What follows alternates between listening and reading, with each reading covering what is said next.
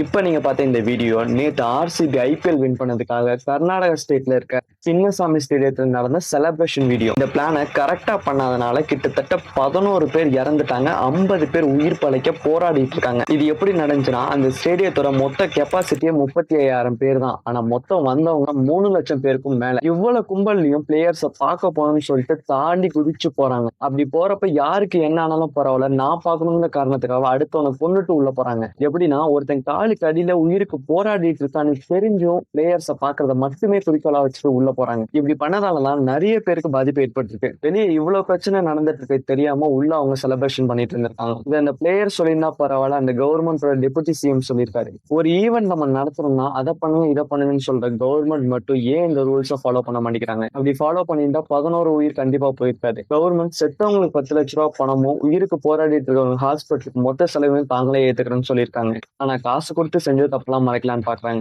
இதுல யாரையும் குறை சொல்லி எதுவும் ஆக போறது இல்லை. எல்லாரையும் மாத்திரக்கு முன்னாடி முதல்ல நம்ம மாறணும். புரிஞ்சுக்கோங்க, பெத்தவங்களோட கோழியும் ஆர்சிபி ஒண்ணு பெருசு இல்லை. நீங்க போய் கோழி முன்னாடி நின்னா கூட கோழி உங்களை சூப்பு கூட வச்சுக்க மாட்டான். இதை பத்தி நீங்க என்ன நினைக்கிறீங்க?